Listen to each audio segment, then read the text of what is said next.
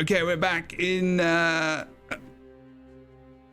figs. We're going to be talking about the... we've not got Astro anymore, so get rid of Astro. I think that's right. Yes, we got Kroof. Kroof is here. And we are going to quickly have a look at some of the balance stuff that came out today. Boots, yeah, Boots is just nowhere. Boots is asleep.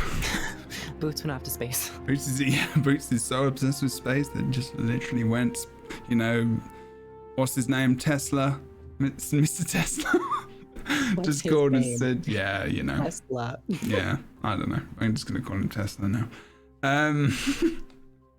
We saw a little bit of the balance patch, but they couldn't show everything on the stream because it would have taken literal weeks. It's really long. I tried reading it for a video and I got halfway through and I was like, this is already an hour and this is not a fun video. So I just stopped. I was like, I'm going to do a different format. Yeah, no, you just need to do each class probably. And then still it's quite long. Like I can't be bothered to do that. I'm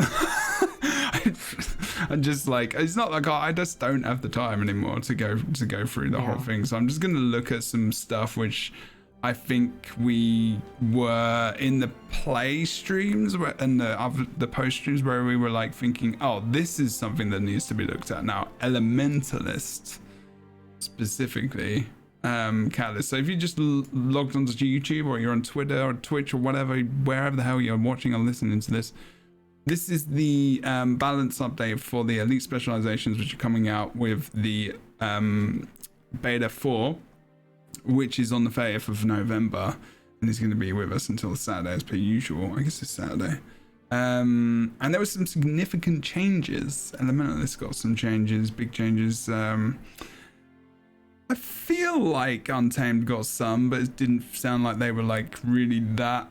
I mean, that was semi-big. I guess I don't know the big changes. We only heard little mini changes, but I'm going to read through a few of these. So Elementalist Catalyst. Catalyst first appeared in Beta 2 where we saw excitement for several of the mechanics it offered. I like how they started with that.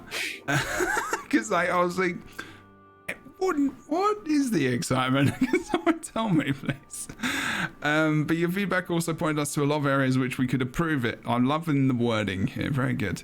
For each end of Dragon's Elite Specialization, we've put together a list of key items of feedback that we expressed during the beta that specialization appeared in, and highlights of which specific changes were made to address that feedback. Afterwards, we have the full list of details changes for that elite specialization. I have not read this whatsoever. Okay, so they've actually listed the feedback and then they've said how they've actioned on it. Wow. Mm-hmm. This is like in depth. And pretty damn awesome, to be fair, if you like that kind of thing. I also sent you over the link to the wiki that has actual icons on it. Oh, the wiki version is always better. Yeah, I know. It is. This is the way they should do their patch notes. Hear me. Yay. This is so much better. I've been talking about this for years, how they need to change their way they do their patch notes. I've literally in the bad days of PvP, like feedback was like, yeah, so you really need to like put ability like graphics on there and even just do a little tiny bit of video or screenshots or something to make it more engaging for like general casual players, so you can like bridge that gap, because this is what the wiki does. Even just a little bit, just with icons. Oh, awesome. Okay, key pieces of feedback. The J-Sphere mechanic felt difficult to use and tied the catalyst down in one location without sufficient benefit to make up for it. Okay. What was the general, like, I wish they'd like just be like TLDR. There is a lot. It was bad. Yeah, TLDR, it sucked and we changed it. We've made big changes here. For starters, Jade Sphere Energy. We're just going to go over the major points, I think. We're not going to go through everything. Jade Sphere Energy no longer drains out of combat, and the Jade Sphere no longer drains your energy gradually while deployed. Instead, it consumes a flat amount to instantly cast at the location and will always persist for 5 seconds. Now, you can deploy multiple Jade Spheres from different attunements at the same time, Ooh, allowing you to deploy the benefits of your Jade Sphere and associated combo fields in multiple simultaneous locations as you swap attunements. What did you think about this, Kroof?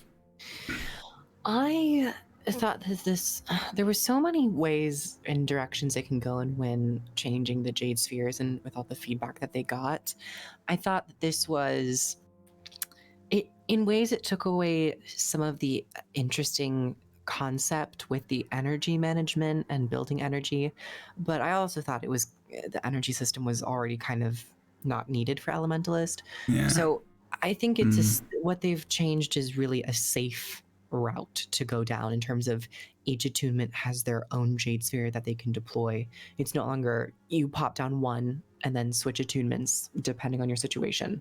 And it changes, right? Well, it doesn't now, I guess, like, as you just put, it's a different one, but yeah, it used to. There's going to be a lot of AoE pressure now. It's no longer just one AoE. You're going to have possibly 4 combo fields up at any given time. Yeah. It can add a lot of pressure. Especially in PvP. Like, imagine covering that with a... Jesus, that's going to be a nightmare. Okay, I kind of like that. At least, damage was something where we were like, oh, it's not doing much, and I don't know. Could be interesting. Several skills felt difficult to use well or weren't connecting with targets. Oh, they changed hammer mode, but okay. Most notably, the hammer freeze skill in each achievement has been significantly improved. Who are talking about this? They now activate instantly, and the circling projectile now orbits faster and closer to you, so that it will strike enemies in melee range consistently. The skill to launch them is now a projectile finisher.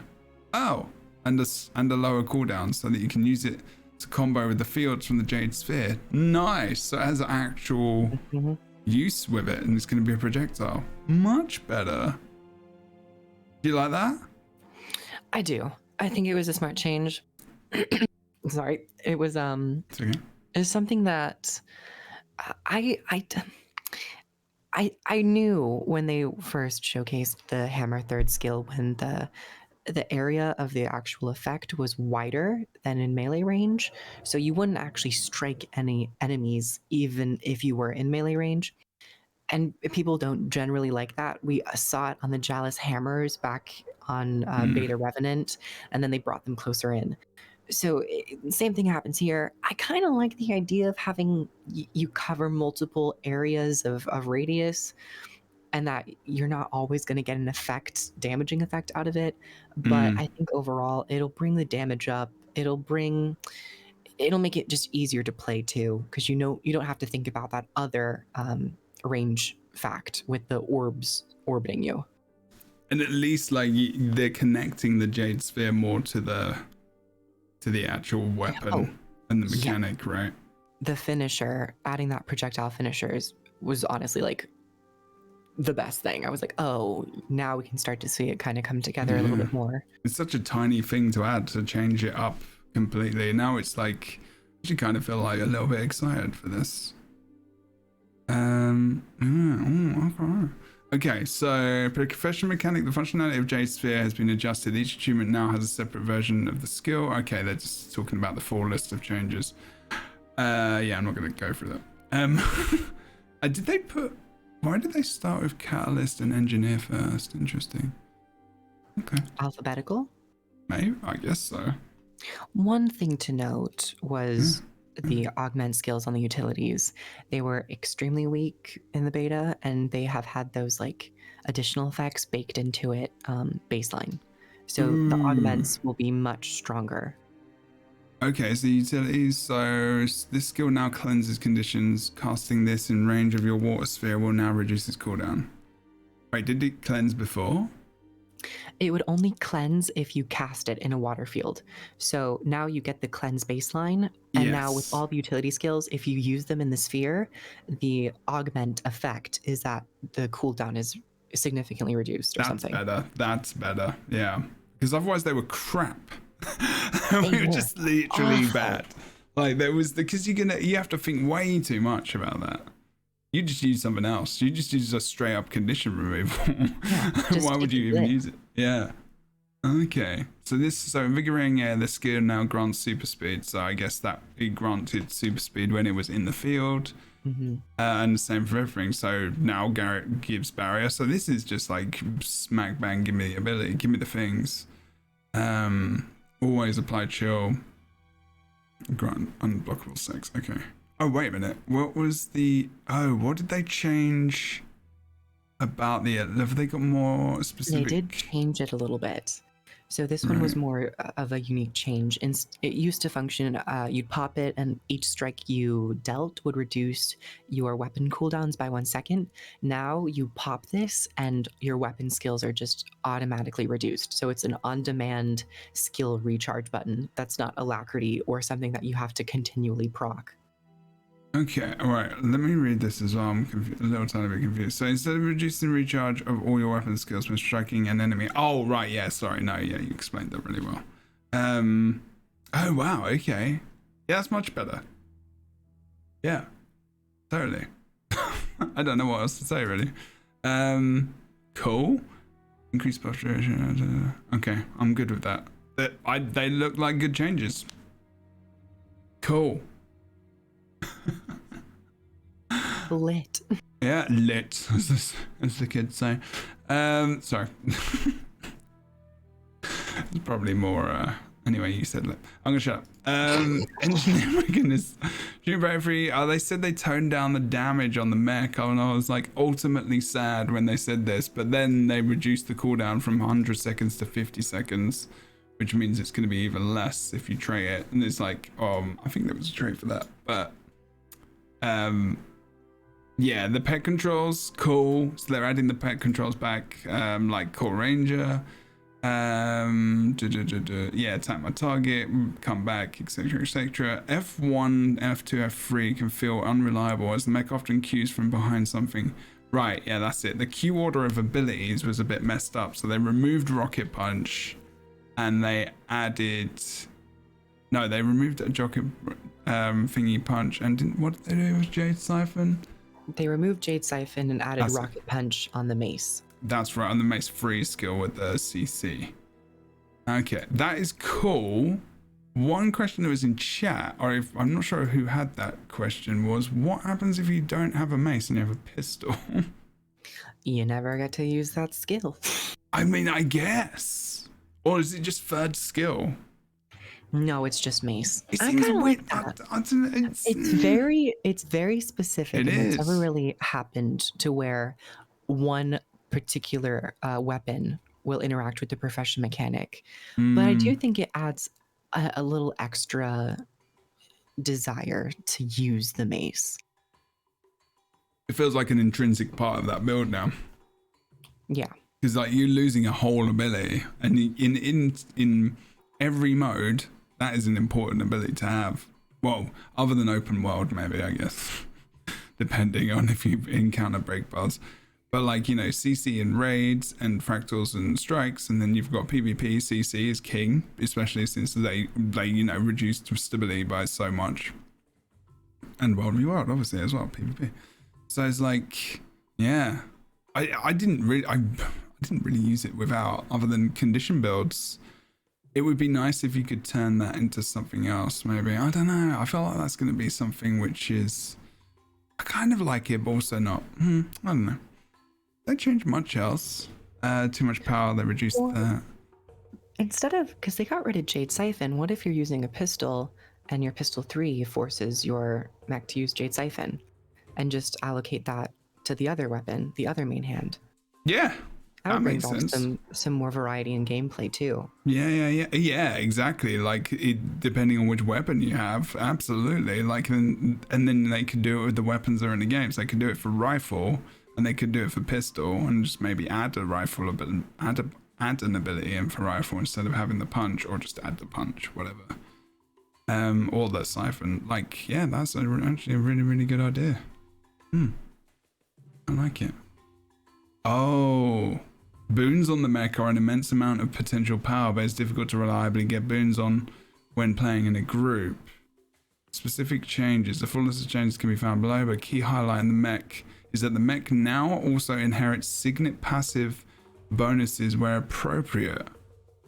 And Shift Signet's passive now automatically copies all boons applied to your mech with the same duration, which will make your mech function much stronger and more consistently along with you in group content.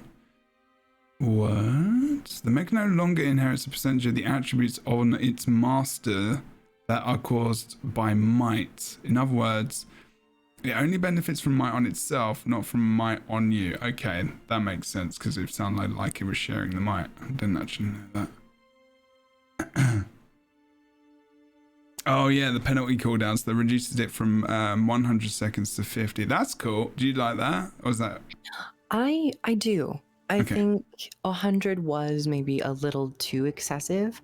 I was actually worried that they would reduce it down to like 30 or 20 seconds, but I was happy to see that I think this is a nice, honest, like a true middle ground. I mean, it's half of 100, so 50 seconds. I think it'll still make it to where people want to take down the mech, and it'll be out of the fight for a decent amount of time, but it won't just leave the Mechanist entirely vulnerable for an extended period of time.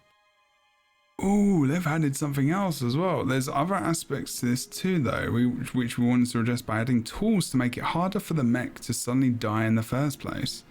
It will now also gain the passive benefit of the barrier signet skill when you have it. Give it some additional damage reduction, and we've redesigned the third minor trait, energy siphoning, to be a defensive proc that will prevent sudden bursts of damage from unexpectedly downing the mech. I guess if you take a burst damage of X number, it reduces the damage, or you don't die or something for a certain amount of time, maybe. Who knows? That trait is now exigency protocol. Wait, what? I tried to pronounce this word 5 times. And Okay. I'm glad, because I'm like, what? Exigency? I think because it's exit without the T, and then gency, like emergency, so exigency. Yeah, that's how you say it. Read it. As a passive bonus, read it reads. It increases the power of all regeneration boon. Wait, what? As a passive bonus, it increases the power of all regeneration boons you apply by 20%. Mace 2 now applies regeneration in addition to vigor, so you get that gave you like pretty much 100% uptime on vigor as well. So you're gonna now get regeneration as well. So Mace and Shield is just like fully survivable, and you just literally survive while your mech just is on cooldown if it is. You're there to basically repair it. They should just add a skill where you repair it. Like that's what you should do. I don't know why. That would have been so fun to do. Oh well. They've missed a boat there on something. I know that it might not be that fun in PvP or whatever, but I'd like the roleplay of that. When the mech drops below 50% health, it will gain regeneration, a strong buff that reduces all incoming damage by 50% for 5 seconds. This effect has a cooldown before it can proc again. We are hoping these changes will both help your mech survive burst damage and give you easy to use methods to keep it healed. Oh, okay. Yeah, they were talking about the Veil Guardian's green circles. Yeah, I was having really big problems with that in the raid because it just was standing in was just standing in them all the time. Yeah. Yeah, okay. We do not intend for any encounter mechanic to disproportionately impact your ability to use pets. We'll get it to move around with with the engineer, and you'll probably be fine most of the time. Or just don't let it get damaged by certain things, or like you share a certain, like when you are standing in the bubble for, oh my god, final boss of Wing 4. I've forgotten his name. Wing 4? The big guy. Deimos? Deimos, yeah. So when you're standing in that, for example, you just share it with your pet or whatever. That would be like the best thing to do. I mean, that must be the way it works for pets, right? They made a change a while ago where if bosses will deal like 90% less damage to pets. Okay. Unless they're targeted. So it didn't seem to carry over with the Mechanist mech. That was the problem. I think is what they're talking about here with the bug affecting this pet differently. Okay, so I'm just not reading. Oh no, it's Helpful. Okay, cool. So they've increased the damage of mace by the looks of things, 0.6 to 0.8 damage coefficient. Mace smash. What? That's the warrior. Isn't that the warrior icon? Maybe. Now applies 1 second confusion. Is that a change? I thought that did confusion anyway. Barrier blast damage coefficient. They've just increased the damage. Confusion duration reduced. Okay. Increased damage, reduced confusion. Cast time increased by approximately 0.2 seconds. When they come up with these numbers, I'm just like, how? Just how? How'd you go with 0.2 seconds? Energizing slam conditions applied to enemies. Changed to 3 seconds of vulnerability. And confusion with 5-second duration. Boons applied to allies. Changed to 3 seconds of vigor and 3 seconds of vigor and regeneration. This was not 3 seconds before. This was like 5. Yeah, I think it was like 5 or 6 maybe even as well. It was 5 and 3/4. Oh. Damn, you don't have permanent art time of vigor anymore. Damn it. Oh well. That was really good. Smart. That was good in PvP. Full concentration, you get 6 seconds. Yeah, true. I mean, it was, yeah, I mean, that's what I think I did. And in PvP, I used it with Oh, yeah, you would have been able to get like 11, 12 seconds. tools. Yeah, because I had vigor with, well, it's reduced in PvP, but like I used to be, every time I got swiftness, I would get vigor. No, vigor, I get swiftness. I can't remember which, no, it's swiftness and then vigor, isn't it? The other way around. What was I using it with? I was using it with some trait and it just felt ridiculously strong. Anyway, Rocket Fist prototype is now an explosion. Wait, what? I was surprised it wasn't an explosion before. That makes sense. Like, it totally makes sense. Oh, that's even better. And it will give you barrier. So it's going to give you CC, it will give you protection, it will give you barrier if you're using it with the explosion trait line. If you use the traits. I can't remember, I'm trying to remember the trait off the top of my head. It's been a long day. Rocket Fist prototype and Rocket Punch now each apply 5 seconds of burning. Wait, what? Did it give burning before? It did, but now it's split between the mech and this ability. Because the mech fires its own ability at the same time. Damn, okay. More effective for reducing. Right. Yeah, same with the stun as well. Cool. Damn. Blindside, thank you for the raid. Welcome. We're just going over some of the patch notes, my friend. I hope you're good. Appreciate it. Hope you're well and school's going good and all the things. I don't know if you want to comment on the Untamed as well. Anyone else coming in? We're just going over the engineer specifically. Oh, they have got the signet activates above the player. Ah, that's good. That's good visual for players to know, rather than just seeing if they've got the signets active on their bar. Oh, passive attribute bonus changed to a 10% increase to outgoing strike damage. The passive bonus now also applies to your mech. Wait, what? So what? Why did they do this? I don't. They took power away from the mech and then they're just giving it back via a. They're making it to where you have to decide to put more power in it instead of having it baseline. So this was a given though. Choices.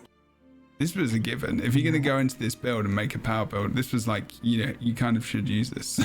That's what I was doing anyway. A lot of these changes are statistical. It's like a lot of stat redistributions, which I think is a good thing when all that you can really do for a specialization is adjust the numbers and where they're located. Because Mechanist is a really solid elite spec. Yeah, it does feel like it. Like it's really good in terms of just like, I mean, I've said it many times, it just feels fun. That's basically where I'm it's fun. Even if the thing ran around and did its own kind of shit every so often, it was still fun to play. In every sense of the word. The theme, the damage, the abilities, the interaction between traits and you and the actual mech itself, it just felt cool to actually use.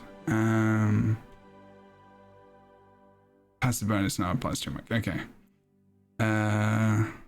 Break stun when cast. Shift signet. Yes. Oh, wait. Oh. Whoa. Was that the...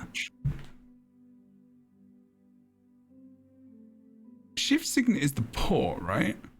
Yeah. Yeah. Was there a separate speed? Was there a separate break stun, or did they move the break stun? The break stun was on Force Signet, the power one. Yeah. So they shifted it over. Oh, sorry. Yeah, I didn't read that bit. I guess I just went straight over. Went straight to the 10% increase and completely blanked on this part here where it says no longer break stuns. I should actually make your thingy smaller as well because it's currently blocking all the things. I'll just put your picture down here. My fat head. I'm sorry.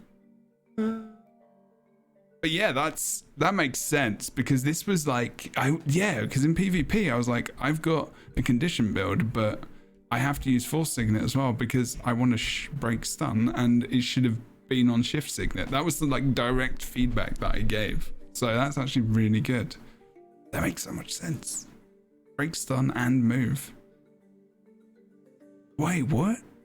Oh my god, it does so much. Now plays a visual effect. Okay. It's now instant cast. It was really long cast time. Now, well, it has to because it's break stun. Now breaks stun when cast. Now removes 2 conditions from both you and your mech when cast as well. Additional passive effect added. All boons applied to you. Also apply that. Okay. Apply to your mech. Move speed. Passive now applies to your mech. What? So it's got the passive move speed. It's got port, a break stun, and it removes 2 conditions. Yay! I don't think the conditions are needed. This is really strong. No. Okay. You need to remove the conditions. Yes. The problem is with engineer is that for so long it's always been about to survive a lot in PvP you need to take alchemy, which is really frustrating because inventions is cool to remove conditions, but it doesn't have a lot of this passive kind of removal of conditions and also barrier and stuff like that. And alchemy is like it just does so much for survivability that builds are difficult to say. It's more specifically in PvP, but I think that though fits more flavorfully to superconducting signet. Instead of maybe getting rid of 2 conditions, you transfer 2 conditions to enemies around you, which would even be stronger for a condition-based spec. That's actually a nice idea as well. Yeah. Shift signet kind of the condition is nice, but I don't think it like thematically necessarily fits. Fair. Player activation signet is now burning on hit on the activated skill. Jade Buster Cannon increased to... Oh, okay. Oh. The mech now rotates its torso much faster while aiming this skill to track targets. I always... I barely ever used this. I didn't really use it for the damage. I actually just used it for the cooldown. So now for the bringing it back. And... Wait, does it mean it's gone now? Completely? No, that still operates, but what they were talking about is that they're hoping because of the cooldown reduction already being implemented that people will feel more comfortable using the actual laser. This is the thing, like it should just, because otherwise it was just I never thought about it. It was just, and also the ability isn't that great either. It's not great in PvP and those competitive modes. It's better in raids and stuff, I would imagine, but okay, whatever. I'm pretty happy with this actually, to be honest. I'm glad. Nerfing the damage is fine, but they had to increase survivability and they did, so that's good. Crisis Zone now can be used while the mech is stunned and will break stuns on targets in range. Okay. I think everything else is fine. Discharge array. Okay, that's nice. Bleeding, they've reduced array. Oh, they reduced a little bit of alacrity. Yeah, because that was up permanently, I guess. Mech fighter. It was pretty often. Energy siphoning, this main tray removed, replaced with... Oh yeah, that's the exigency protocols. Okay, barrier engine radius increased from 360 to 600. Oh, nice, cool. Okay, that's a bit better as a support build potentially. Was there anything in Willbender that kind of was there anything in? Well, first of all, was there anything in Mechanist I missed that you saw when you were going through your hour video, or did you get that far? No, we got through everything in Mechanist pretty much. Okay. Was there anything in Willbender that you found to be massive? There's a lot in Willbender that I really disagree with. Oh dear. There is a lot in Willbender. A lot of traits. A lot of it lies in the traits. Okay, let me see. Do you want to give me a TLDR? Because it sounds like you know a lot. TLDR. Well, I'll kind of siphon off of the main points. Okay. So they are increasing the movement speed and also the animation cast times to make it flow easier. So like your F abilities are going to be activating faster, and Rushing Justice, the F1 is going to be stronger. It now, instead of only traveling 450 units, it's now 800 units. So it's drastically increased. Damn. Flowing Resolve now has 2 charges. So it's shorter dashes, but you get 2 charges of them, and the Willbender Flames will continue to persist. So you can have 2 sets of Willbender Flames up at any given time. But yeah, just some adjustments with the actual movement. My main problem is the traits. And we could just talk about the traits mostly. That's all that really matters with this. Okay.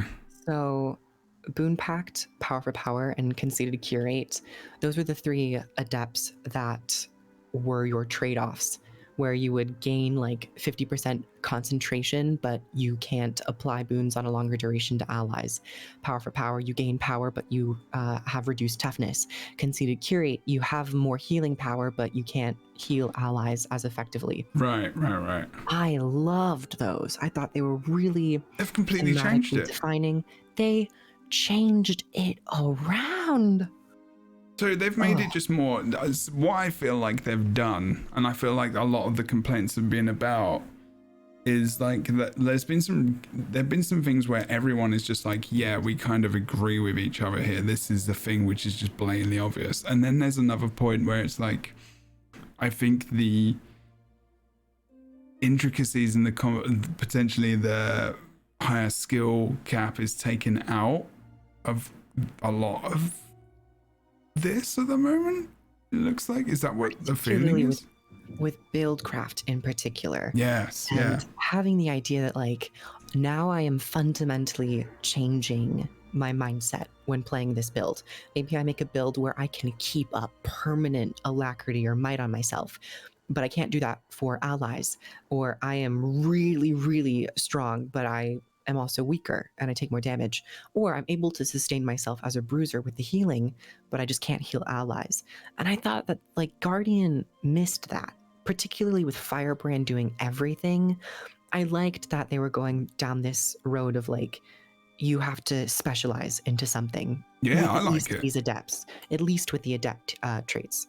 Yeah, because then it doesn't give you the idea of it being like the be all and end all, but at least it sounds like it's impactful to a degree, right? And I particularly have a deep-seated hatred for Boon Pact and how they changed it.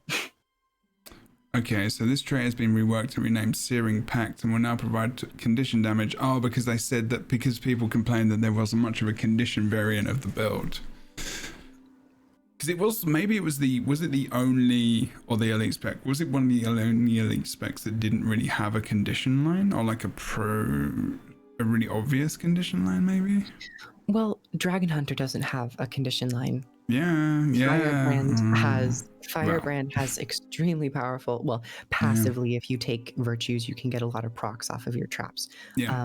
And I thought that playstyle was perfect to translate to Willbender as well. Dragon Hunter, you had that range. Willbender, you have the melee.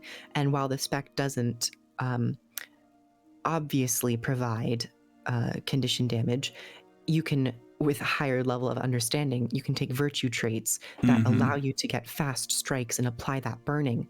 But now they're really going heavily with like allowing the Willbender to do not only flat strike damage but also condition damage, and I'm just mostly just kind of sad that like they didn't stick with something. I'm just kind of sad that like we're seeing another instance of like, oh, Guardian got a condition build. Let me guess, it's burning, and I feel like it's gonna get lost in the sea of just like the numerous burning builds, and Willbender won't have a unique place in the game. I'm kind of worried about that. Yeah, that's so true, because like why would you go with a condition build when you can just play another spec that does it better, like Firebrand? Yeah, and in terms of economics, if someone wanted to play a Guardian condition build and they didn't have Path of Fire and Firebrand, that would give more incentive to purchase the different expansions to so true to actually like experience different playstyles. I guess that's the question of access then, isn't it? It's like, what would you want? Do you want to be fair to people and give them the option to do other things, or do you want to be like try and sell the game as well and like actually make money? That's the thing. Like, it's like because they have to, because otherwise we can't enjoy it and do what we're doing right now. Yeah. Even still, like Willbender didn't completely limit condition playstyles. If you played well, you can get burning off of it. But yeah, I just feel like I just feel like it's gonna be like the go-to, because burning is the strongest condition in the game. So there's no longer going to be power builds. It's almost like Reaper 2.0. Reaper was the power elite spec, and then when it launched, it was only chill and bleed, and no one did power. And I'm kind of worried that might be the same case with Willbender. Yeah. Interesting. Thank you for that TLDR. Do you have one for Mesmer as well? Just respawning daggers quicker, like clones quicker. That was the major take. Yeah. I like that quite a bit. It was a good change. Dagger, they actually nerfed it in PvE, which I don't know why. Interesting. But they did give more power to some of the traits, so I think that's like they just reallocated certain power. Oh, okay. But I'm kind of sad to see that they're still going down this road of condition damage for the same reason as Willbender. Mirage, we saw it be a really strong condition playstyle, and now Virtuoso, they're like, okay, we're gonna buff the condition damage playstyle, and I almost just want to go like, don't buff it, just get rid of it. Yeah, give these elite specializations more of a defined role with traits which give you the option to be more creative within that build. I think, pardon me, as I choke on my words. I think, yeah, I did used to like this when they gave us all the options of having a conditioner power line and a thingy, and like a more utility or support or whatever line. But now I'm like, it feels like it's more narrow. And I know even though with Mechanist I kind of went in different lines and it worked. I don't know, maybe it is too limiting now. Maybe it is too easy to have that defined route, and like maybe buildcraft is going to be a little bit easier with this. I mean, I guess with the buildcraft is really going to come from other trait lines and other specializations and how you mix those into it. But yeah, interesting. I think the variety of that worked well with core Guild Wars 2, because we didn't have elite specializations, and we didn't have an overhaul of the specialization system as a whole, so it was kind of necessary. But ever since then, we have 3 full trait lines that we have access to at any given time. So it does create a sense of power creep, or just maybe too much flexibility, to the point where when you do expansion after expansion, the individuality between the elite specs starts to also lose its definition. Yeah, its impact, I guess, as well. Okay. Oh, they've changed stuff with core Mesmer as well. Oh, it was just interactions with like clone generation, which was extremely important. Yeah, this is the thing, like Mesmer is, even though like I'm not massively hyped for Mesmer, that's probably one of the classes they probably had to do the most work with in terms of like core, because it's clones and like the core baseline, whereas NG, they just removed, they removed tool belt skills. I know, obviously they're, they've got a pet essentially, but like a lot of the tech is essentially there. Okay, interesting. I'm not going to go heavily like stream and YouTube peeps. Like, I'm not going to go heavily into Mesmer, because Mesmer isn't something I play a lot of, and my interest doesn't really, it's not there, and I'm just gonna talk shit about it anyway. So, because obviously I saw Harbinger as well. Do you want to talk about Mesmer at all, Kroof? Is there anything where you were like? I'm good. Okay. I'm interested to play it, of course, but Yeah. I had nothing that was like, oh my god, this is so new. Yeah, no, I don't have many thoughts about it. I've not even read it, so it's great. Harbinger, in many ways, flipping Necromancer's normal gameplay on its head with reduced durability and Shroud. That's right. Okay, so what they did was mechanic of draining life force to heal when in combat and not in Shroud was not very clear and felt punishing than helpful, as it often made it difficult to accumulate life force to use Shroud. They changed it and they took it away completely. It felt tacked on. I did enjoy this, but at the same time, Yes. it was. Did you? I was gonna ask you if you liked it or not, because Rook and I were talking and we were saying that was the most interesting part about Harbinger. It was. We didn't see one person say that they hated it. I don't remember any of that. I don't remember that being a thing at all. Like, not at all. Who said that? Where is that feedback? Because I'm like, I want to go on the forums and just be like, shut the shut the front door. You know, sorry. They go to the forums for that, but The forums is so bad. Just like, the majority of the player base is going to the forums. So I don't know if ArenaNet or whoever is taking these feedbacks into consideration, I don't know if they're only going to the forums, and I hope they're not, because people don't use the forums. People use Reddit. People make videos. People make blog posts. People make podcasts. And if you just look at the forums, I mean, like, you might end up with this. I was like, I've never heard anyone be like, you know what I hated about Harbinger? Having an interesting mechanic where, like, your life force would degenerate, but also heal you at the same time to increase your tankiness, and then you could fill it back up. Is this the same as Willbender though? Like you were saying before, like it's removing that risk reward kind of thing. Yeah. Right. And we haven't got to the blight changes, but I was really disappointed seeing this. Because I played it in PvP a lot. And I managed it fine. Like I was at times I was like, yeah, I really wish I had Shroud now, but I just did a shit ton of damage. Like I shouldn't be able to access it that quick again. You know, I know it's a core part of the build, but it was pretty damn strong. It was fun too, like trying to manage your ever draining life force if you were taking damage, and like have abilities to replenish it.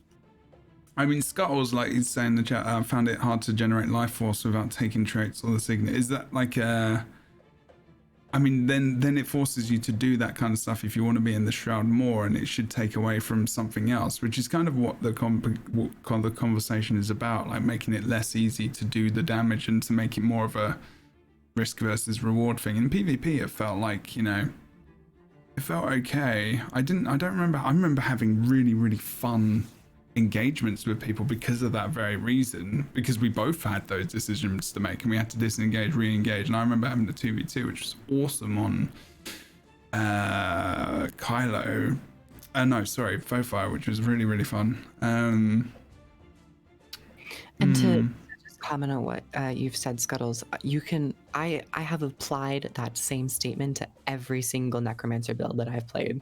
Because there will always be instances where you find it hard to generate life force if you are not taking the signet and if you're not taking soul reaping, which I think is a fault to soul reaping and the signet. Because I think the distribution of how you gain life force should be better spread out, to where you don't feel like you have to take this one ability to function with your profession mechanic. Maybe you want like higher, like regen of it or something.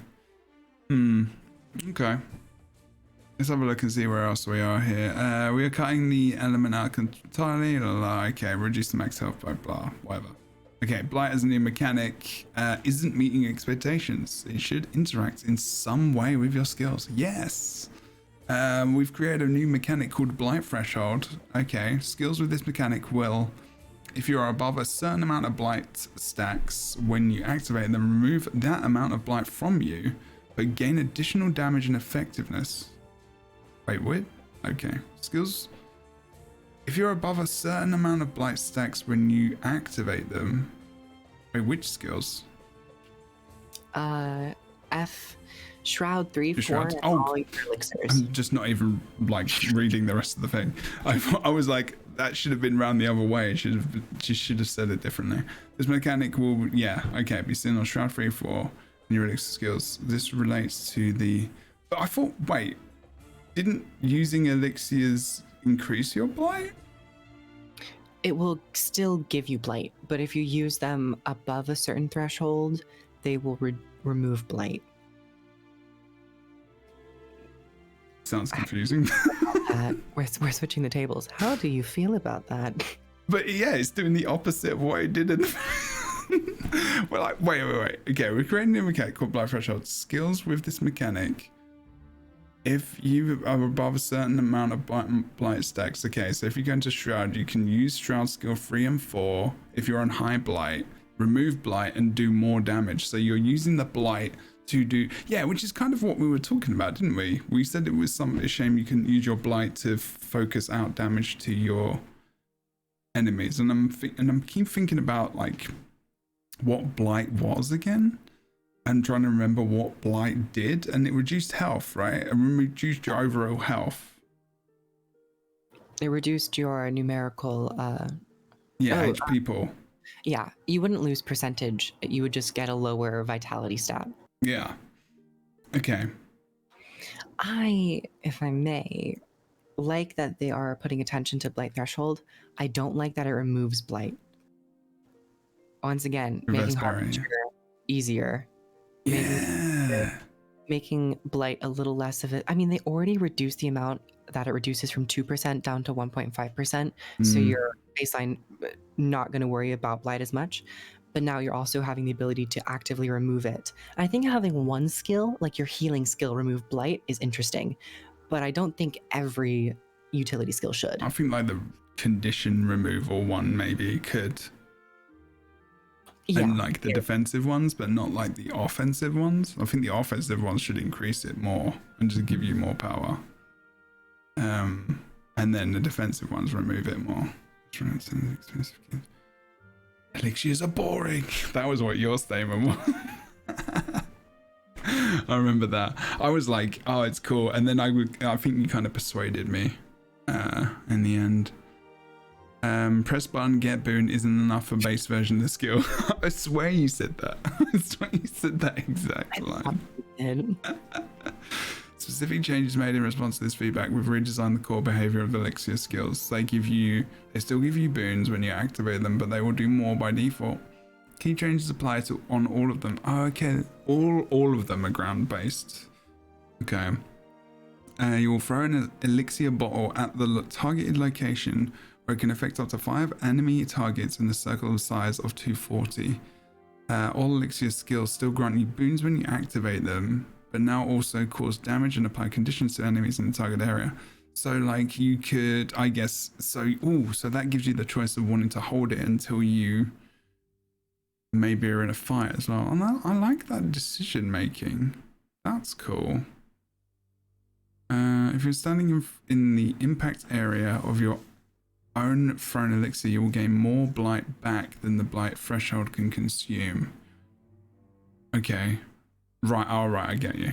This means you can choose to use elixirs to dump blight by throwing them away from you, or generate blight by throwing them near you. Because if you want to you can get more blight stacks to put out more damage, or you can use the blight. It's almost like you're putting blight in a bottle, or the blight that is in the bottle, you throw it elsewhere rather than on you. I kind of think I understand this, and I kind of like it, I think. What do you think? You sound like you don't know. I don't know, because I think I get it. I'm not sure. Here's the thing: letting it when I was first talking about this,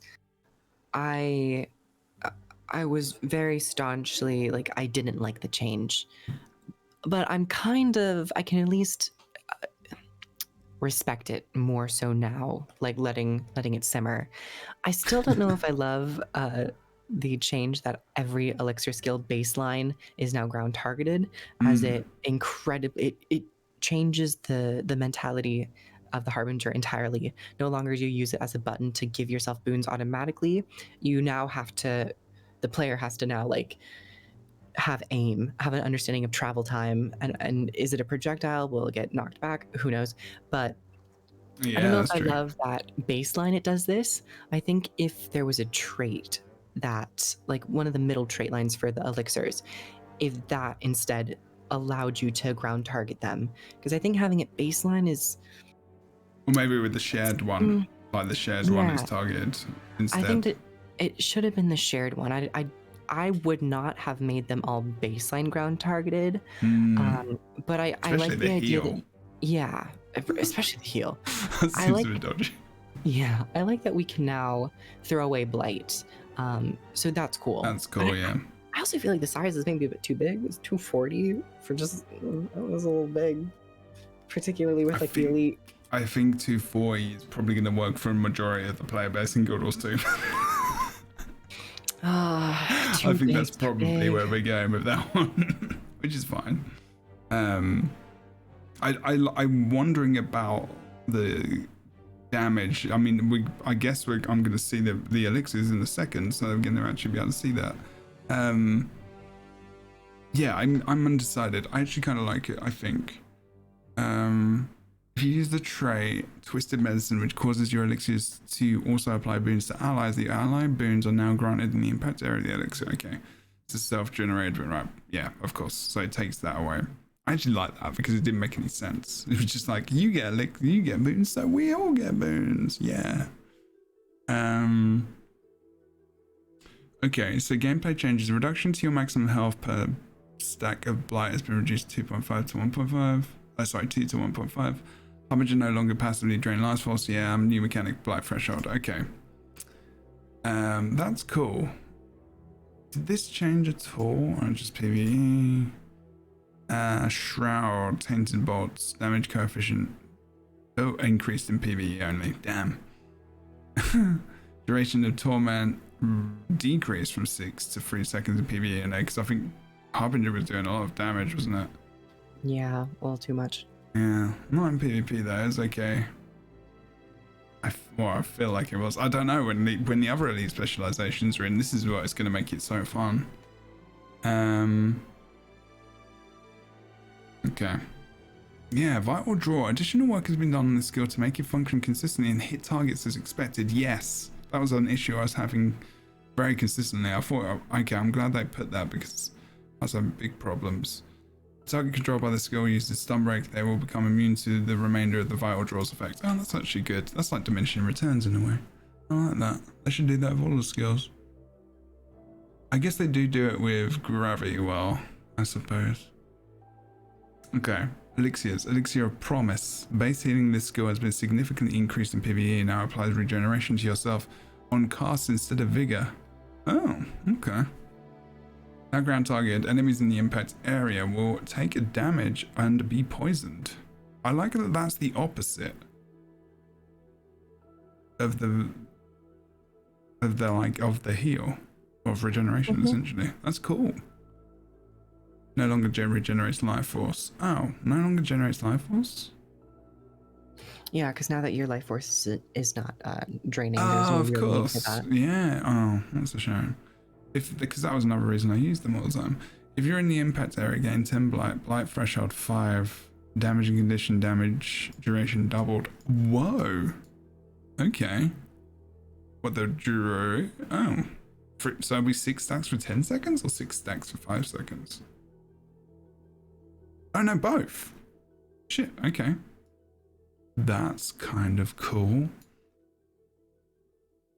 Okay. Elixir of Risk still grants might and fury to yourself on casters, now ground target damage and applies weakness to enemies in the area. If you're in the impact area, gain 10 blight. Damage and condition duration. Oh, is that what it is every time? Maybe. Still directs stuns and grants resistance on cast. Is now ground targeted damage and apply blind for 2 seconds to enemies. Oh, an AoE blind? That's cool. Yeah, we went over Mechanist, Mikey. I'm sorry. This is going to be on YouTube, though, so you can watch it and go back, and it'll be titled and everything. And also welcome. Okay, so ignorance still breaks stuns, grasp resistance on cast. Is now ground targeted. Ooh, AoE resistance. Jesus, alright. Throw any impact area against it, but because this is completely changed now, so you just throw it out. So I've got to go over that trait and remember what it was changed, what would be changed to, I guess. Still removes conditions, generates life force. Oh, this still generates life force, elixir of bliss. Ah, okay. And grants resolution on cast. Now ground target, damage and corrupt a boon on enemies in the impact area. Wait, really?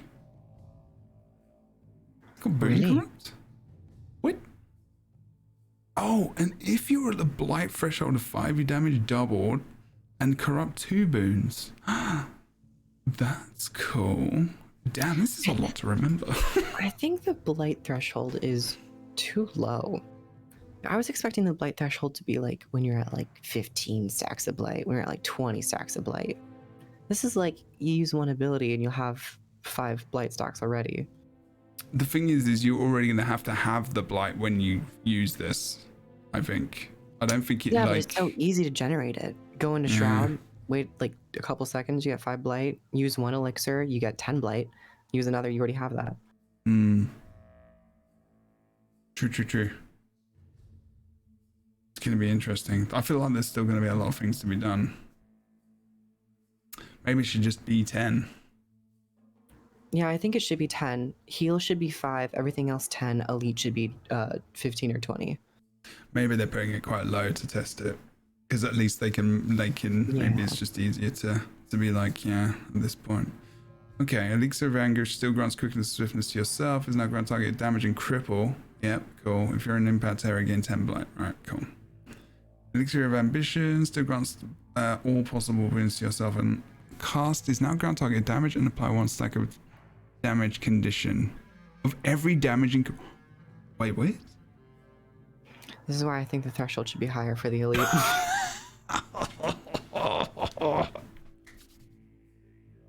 Also, thank you very much for the raid. Proper. I hope you're good. This is not focusing on my face apparently for some reason. Okay. That is fun as flipping anything. Like, they've made the elixirs actually fun though.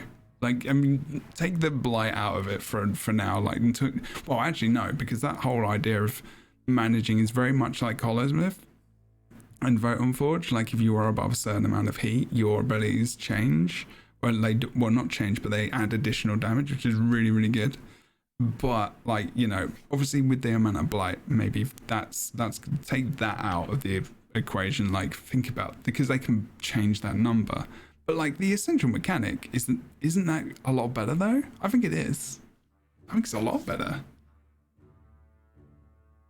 It's not talking now. Oh, sorry, I was responding to okay, proper. good. I was like, what did you ask? What did you ask? Sorry. What was the question? Honestly, we engaging with chat. You're such a responsible person. No, it was more like, do you feel like the elixirs do more and they're more fun now, basically? What I will say is that this is not how I would have changed it. Oh, interesting. Okay. I would have had it to where those negative effects would only be applicable if you were in Harbinger Shroud. So you'd be able to use your elixirs in Shroud. It's I would have liked to have that almost like a tool belt where you have 2 separate buttons for 2 separate effects. I think it's difficult when you've got the Shroud though. Just make it to where like elixirs are able to be used in Shroud. Yeah, I guess so. But, big but, it is better. It's at least better than what it was. It is better than what it is. It's a lot better. Like, you actually have some stuff to think about now, rather than just gulping down the thing and not having the tool belt. They've combined it into one skill, and I think they've done that well. I think it's going to be interesting to see how well it works with Shroud, because like I'm not sure. And like just changing between two, I don't know how it all. It's going to be interesting. Also, pour one out for Wicked Corruption, yet again being really bad. Bonus strike They damage. reduced it from 1% to 0.5%. Oh dear. Oh, that's And unfortunate. also, Wicked Corruption, that's the only aspect of that trait. Like, literally, that's the only thing. Septic Corruption is the same thing, but for condition damage. But it also allows your Shroud 2 to apply poison. So it's infinitely better. I think Wicked Corruption should have stayed at 1%, because, like, right now, flat damage builds aren't looking too bright for Harbinger.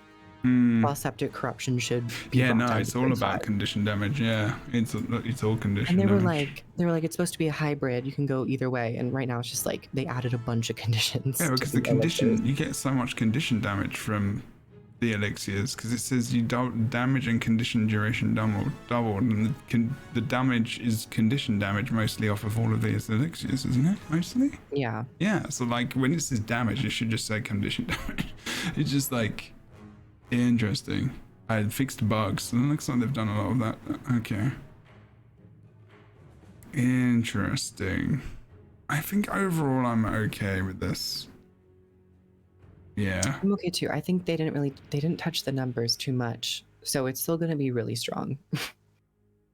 Yeah, we're gonna have to see how well this works with I'm interested to wait and see how the I'm looking forward to going over Vindicator and your thoughts on that, if you're able. Oh, yes. Okay, so I'm I guess Untamed as well. I'm still like, I'm so disinterested in Untamed that I'm almost just like want to skip it. I so don't care about Untamed. There were some interesting changes that Right. make it slightly more interesting for me. But Okay. honestly, Rick had the same exact impression. Exactly, yeah. Like, I just have no interest in this as Elite Spec at all. And I'm sorry, Ranger players. Like, Yeah, they really got I shot. just don't care. In terms of like the interesting changes, Yeah. they on the stream for the very first beta announcement for the Untamed, they had mentioned that they were toying with the idea of having unleashed versions of other weapon skills. Yes. They decided not to do it. Mm-hmm. And then apparently I they swear were you able said this to- as well. Yeah. I swear we talked about this, didn't we? Oh. We definitely did. Oh yeah, we definitely talked about this. So they have implemented unleashed ambush skills for other weapons now, which is cool. But that also led me to believe that like they had these ready. Yeah, they had these ready. Or maybe and they just did did not them. They allow were them. doing them, right? Do you think they were doing them? I guess this was the second beta, but that was only like a month ago. I guess you could make like 5 unique ambush skills in a month. Sure. It's a lot. It depends on the animations, I guess. Yeah. I mean, maybe the animations don't have to be anything different. Probably concept ready. They just had to actually program it and all that stuff. So Yeah. but yeah, so that's the most interesting part about this. Did they put any of the abilities in there? Oh, they didn't. No, they didn't. What? I know. I was really sad to see that they didn't. That was the main thing. That was the main thing.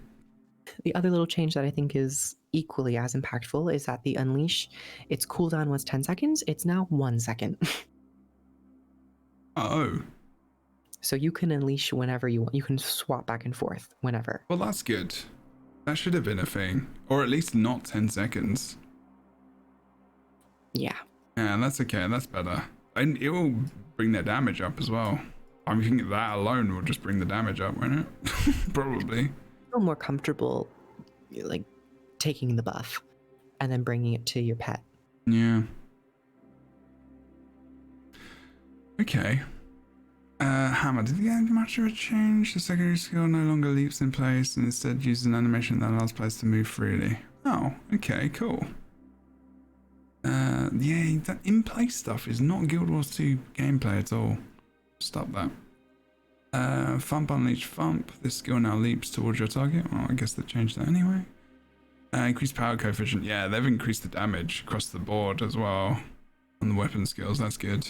I think this is going to be really strong damage-wise. I've always been like, this Elite Spec is always feels like it's going to be an undercover kind of Elite Spec where it's going to be it's not going to be the flashy, pretty thing, but it's going to be fun in things like roaming in World v World and maybe side noding in PvP, or even just like, you know, being this kind of really intense, maybe CC / exploding damage character in in PvP. I don't know.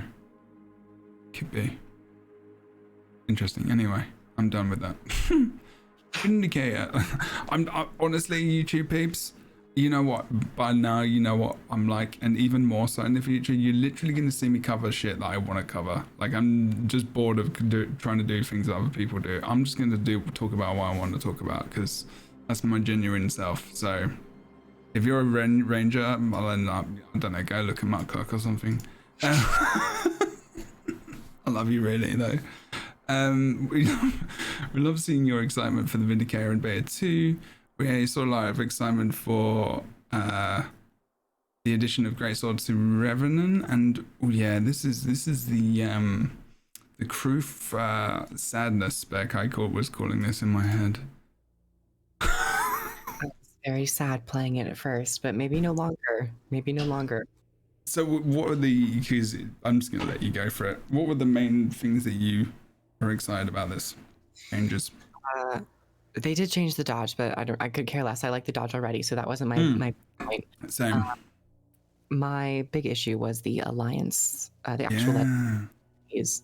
So previously, it worked to where you would flip back and forth, depending on which one you use. You'll go from Arkham Morris to St. Victor and back and forth. Yeah. Now, they have split it to where alliance tactics will just flip over the entire bar, and your abilities will no longer swap between. So you can actively have more control over which set you want to be in. So you'll have 2 utility bars at your disposal at any time in one legend. And then, of course, a third with your other legend that you have slotted in. One thing I'm confused about, and maybe you can explain this to me. So when you've got the bar. I wonder if I can pull in some gameplay for a sec. So you got the bar, or you've got this skill, whatever this skill is, and you've got it on what is the blue one called? I can't remember what the flipping names are. I'm so rubbish with names. Victor's blue. St. Victor's blue. Clerical, and then Arkham Morris is like stoic warrior. Okay, so you go from blue to red is what I'm going to say. It's just easier in my brain because it's late at night, and also I've had so many clients today. My mental capacity to keep anything going is slowly reducing. So it doesn't flip; it goes on cooldown, right? But how do you flip it if you want to flip it, or is it that it's its own line now and you have to pick its own legend? So the way it works is that your 6, 7, 8, 9, and 0 skill will never flip. You will have them all Arkham Morris or St. Victor at any given time. If you want to flip it to the other legend, you press Alliance Tactics. So this Alliance Tactics button is on a 10-second cooldown, and it doesn't cost any energy. So every 10 seconds, you can flip to That's the different. Cool. So it's just like having a third legend, basically. It's basically having a third legend if you take this legend. It's almost like the Untamed, because the Untamed use 10-second cooldown. So it basically is like they put the Untamed cooldown of like swapping back and forth onto Vindicator. But at least you have access to the other thing. Yeah, so you have access to both, but now if you're playing a support, you don't have to deal with red. You don't have to deal with the red skills anymore. You can sit in blue skills. I guess they don't have to they don't have to change the cooldowns too much because they already had a cooldown essentially because of the usage anyway. Oh, they reduced all the cooldowns. The cooldowns are like 3 seconds now. Oh shit, okay. They no longer have any cooldowns, really. Did they change the energy costs? Oh yeah, they increased it, good. Okay. A little bit. Energy costs went up a little bit, but you can now activate the skills very frequently. And that means you can be better support. I played Vindicator support in the raid, actually. It was very fun. I love the dodge as well, because it gives barrier, didn't it? I think. Yeah, that was really fun. That was actually the first time I properly enjoyed playing Revenant. I'm not a massive Revenant. I like the really silly, quirky builds in Revenant. They don't really work in PvP. So like I used to just play Hammer, and Hammer was one of my favorite weapons on Revenant for sure. I love that. Just the stark difference of a hammer being a ranged weapon was just such a fun thing. Yeah. Which is why I wish they would go a little bit more into that I wish they stepped into that a little bit more with some of the weapon skills. Okay, that's really cool. The dodge I really enjoy.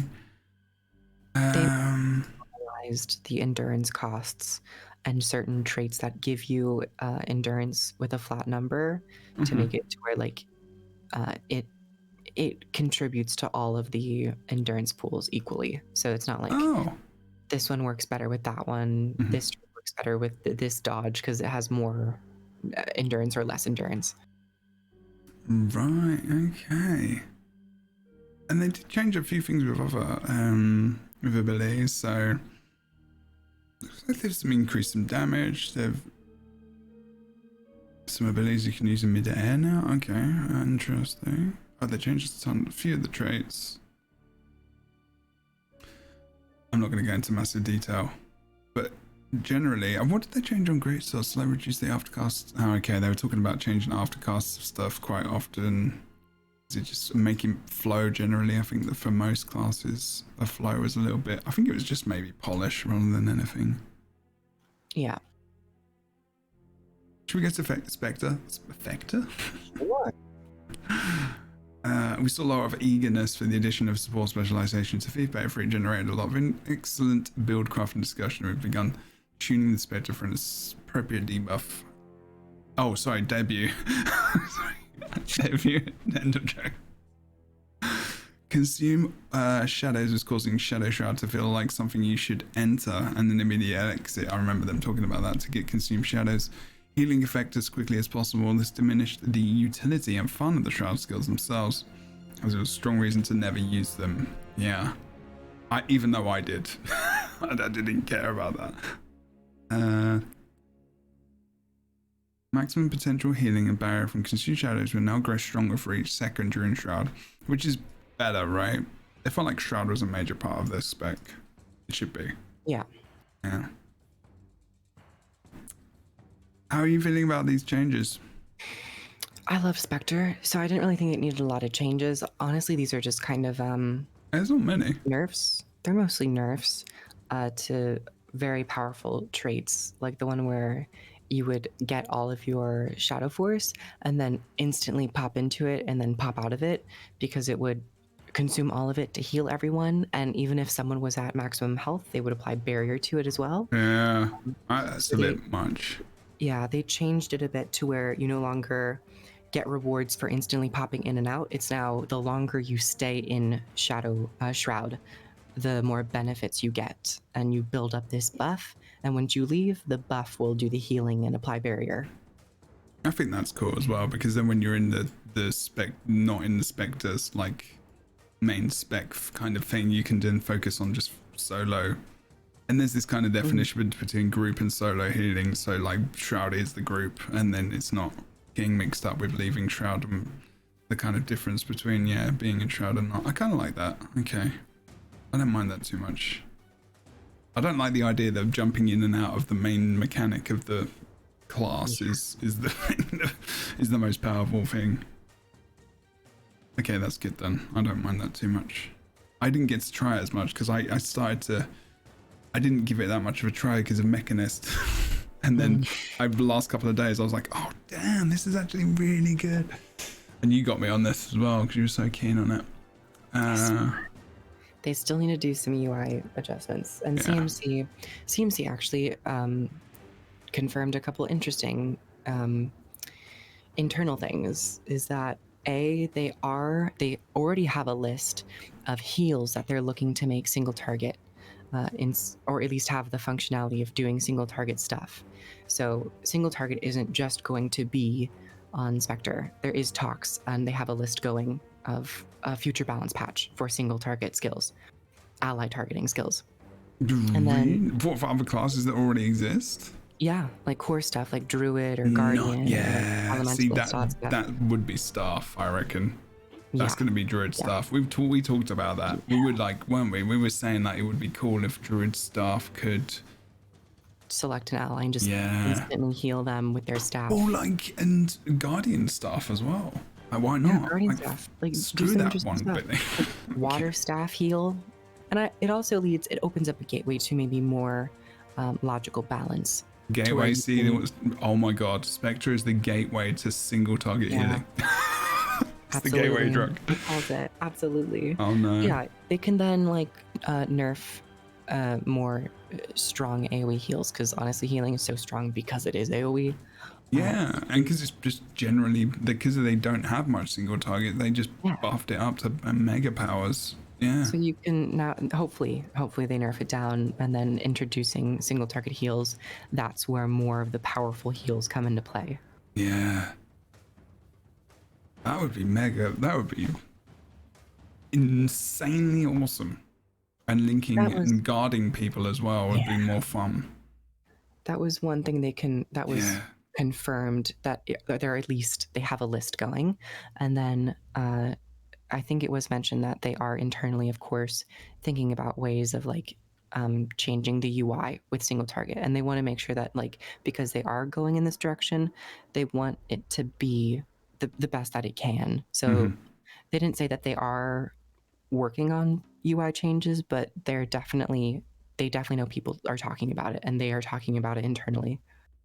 Wicked. Malcolm missed for a second as well. Thank you very much for the raid. So this is a video for YouTube as well as Twitch. So I'm kind of interacting with chat, but not massively. So thank you very much for the raid. Appreciate you. And everyone coming in. I hope you're good. You want a link to this? I think Kroof's got it, but I'll pop it in as well. It was on Teapot's stream after. But link to the balance patch. I don't know if you're like saying link to Yeah, I've got it. It's all good. Yeah, I'll forget and check that. But yeah, there's the thing. It's on the wiki. I completely forgot. Can't believe they actually put this on. Yeah, that's awesome. That's so good. So good.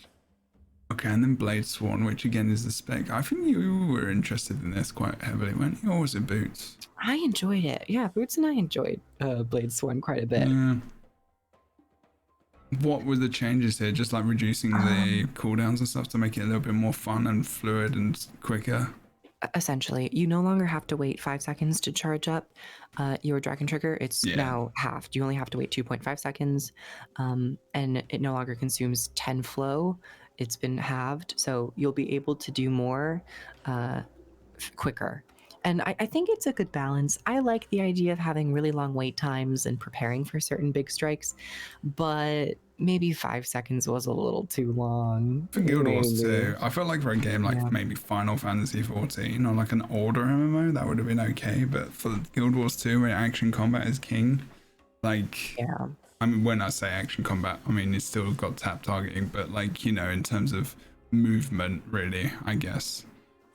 So 2.5 is still a pretty lengthy cast time. You still have to commit to it, so it's maybe a fair balance. I could see maybe 3 seconds, but 2.5 is fine for now. And they've reduced the damage because they have to, because otherwise that would be silly.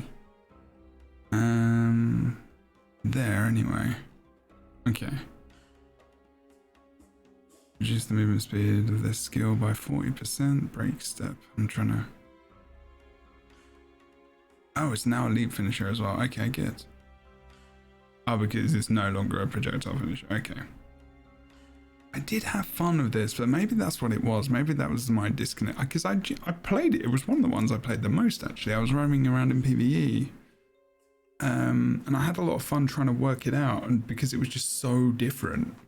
I think that's why I liked it, because it was so different. And I don't have to enjoy everything. It was definitely like different spec. Yeah, it was probably one of the more mid enjoyment specs for me personally. Thought it was pretty solid.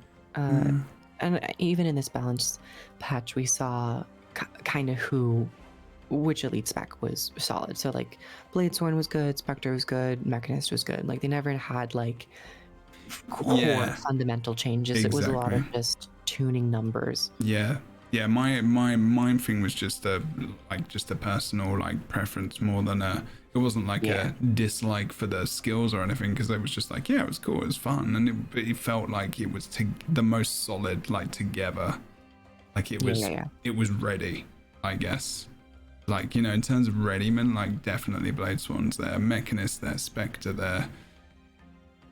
That's probably about it. Not honestly. Yeah, I think there were ones like struggling. Yeah, Untamed. Vindicator. Honestly, this change was really what Vindicator needed to solidify in my mind, like, okay, now Now Vindicator it's is ready. good. Yeah. I mean, it seems like it was a very simple thing to change. Mesmer feels like Yeah. it's still going to be complicated for a while. Same with Willbender. I think they're going down. I think, I don't know, it feels like they're trying to put more power into it, because I feel like they think adding power is the solution to everything, when it's not the case. It's like you gotta iron out the kinks, and you gotta make sure it feels good and have an identity in order for it to be like, yes, this is seal of approval. Yeah, that's the problem. I think that's what you're talking about, burning, right? When again, and adding just like another burning kind of Yeah, more aspect. condition damage. Yeah. Okay. Generally, I think that's quite good. I'm gonna have to see how it goes, right? What I'm thinking. Okay. Awesome. I think that's gonna do it. Kroof, thank you very much. Of course. I love spending time and nights with people. Amazing. Do you want to say yourself quick? Hello, my name is Kroof. I do a lot of YouTube and Twitch stuff here on Twitch Tuesdays, Wednesdays, Thursdays, and Fridays. And then YouTube is just throughout the week and all that stuff. It's very late, and welcome to this ASMR outro. Thank you for watching. Okay, everyone. This is the end of the YouTube bit, Twitch. I'm going to be carrying on. Thank you very much for watching. Enjoy the Elite Spec Beta 4, which is going to be the last one. I guess it is going to be the last one until February. That's actually kind of sad. Yeah, then we're going to have to wait. But then there is the World v World Alliance beta. I know no doubt there will be more. I think they're going to I think they're going to give us this for a little bit more. Anyway, thanks everyone watching wherever you are. Stay safe, be good. I hope you have or have had a good Thanksgiving and holiday break. We'll see you next time. Enjoy.